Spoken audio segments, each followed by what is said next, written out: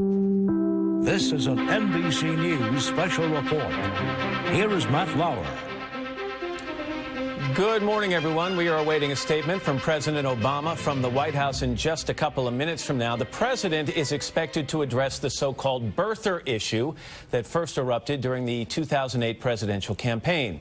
In response to questions about where President Obama was born, just this morning, the White House released a long-form copy of the president's birth certificate. This also comes on a morning when we learned word the White House is going to announce a major shakeup to the nation's top military and intelligence posts. Let's bring in NBC's chief White House correspondent, Chuck Todd. Chuck, good morning to you. Good morning, Matt. On the birth certificate issue, the White House has wanted to not talk about this issue for a long time, not wanting to give it credibility. There was some speculation they actually liked the talk about it because it put these people out on the extreme right. Why are they discussing it so openly and in such a high-profile way this morning?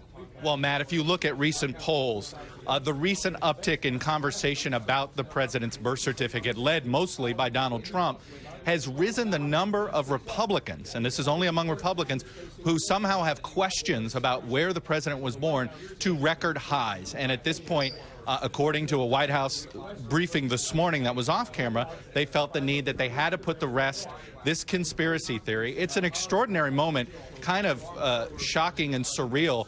Even everybody, the conversation and chatter here in the press room, people are scratching their heads because this statement by the president is going to be about the birth certificate. It's not about these changes. The announcement about the new Defense Secretary Leon Panetta and the new head of the CIA, David Petraeus, that's still going to come tomorrow.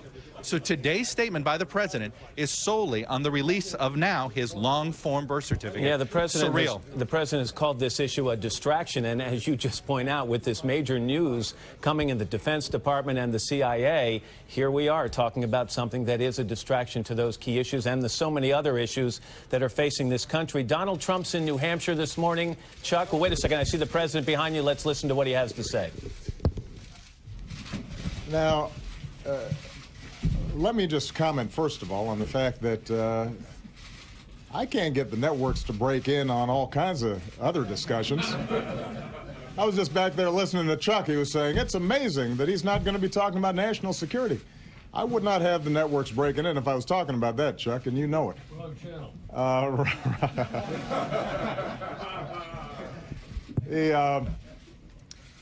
As many of you have been briefed, we provided additional information today about the site of my birth.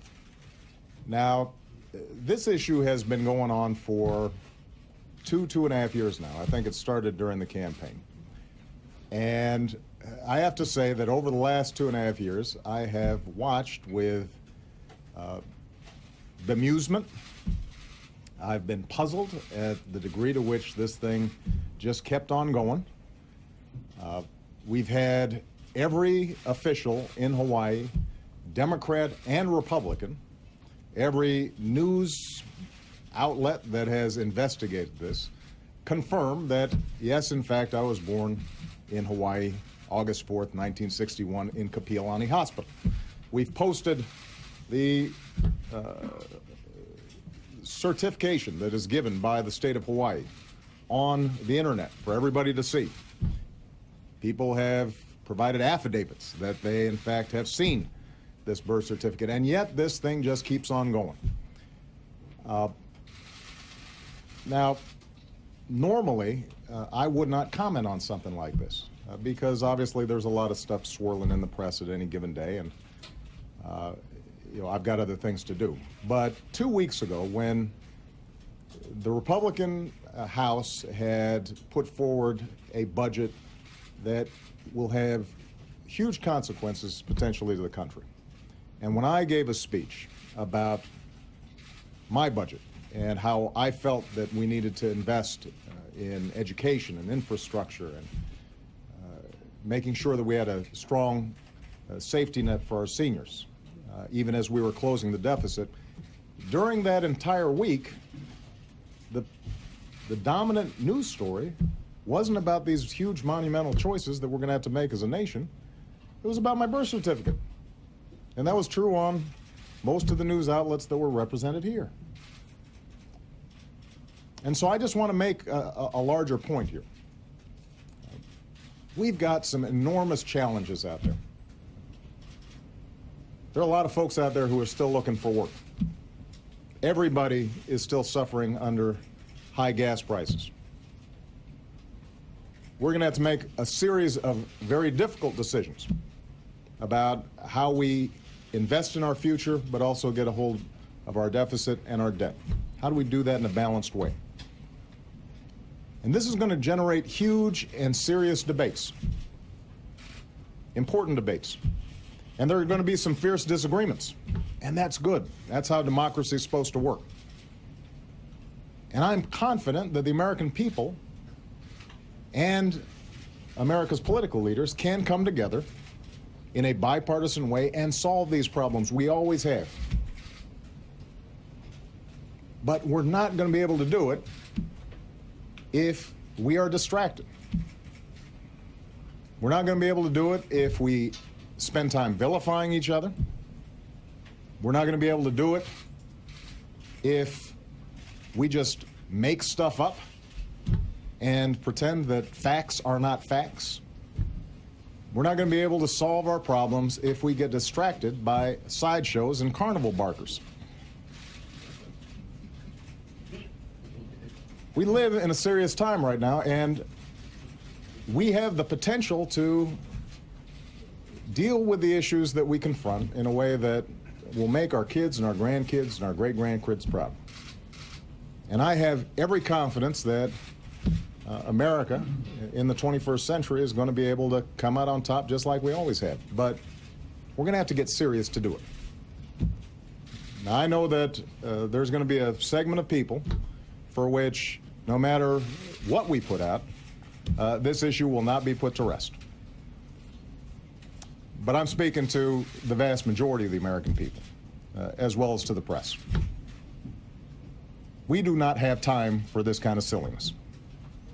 We got better stuff to do. I've got better stuff to do. We got big problems to solve, and I'm confident we can solve them, but we're going to have to focus on them, not on this. Thanks very much, everybody.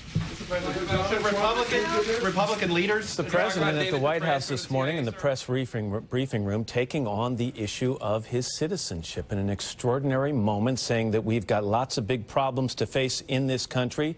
We don't need distractions to these real problems. We can't solve them if we're dealing with sideshows and carnival barkers. I believe that we've got Chuck Todd. Chuck, are you still with me? Yes, there sir. At the White House? I mean, Chuck, you shake your head. First of all, you got called out there at the beginning. It's extraordinary what we just watched. It's, you know, as somebody was joking around here, it's almost like out of the episode of The West Wing that you'd expect this in a fictionalized drama, that you get to the point where the president felt he had to do this. But the problem was he brought up some important points, particularly among Republicans, when more than half of Republicans said they had questions about the president's citizenship. It made it so that it was becoming a distraction. And he brought up the fact that, you know, yes, it may be, he was blaming the media, but this also has to do with the fact that you had a lot of Republican leaders, or not necessarily the official leaders, but some unofficial leaders talking about it to the point he couldn't talk about the budget. All right, Chuck Todd at the White House. David Gregory is also joining us from Washington. David, Donald Trump in New Hampshire today taking credit for this in some ways, saying, I'm glad I could play such a major role in getting this information out there. What's your reaction? Matt, I mean, this is an incredible split screen. The president inside the White House, using the backdrop of the White House to insist that he was born in the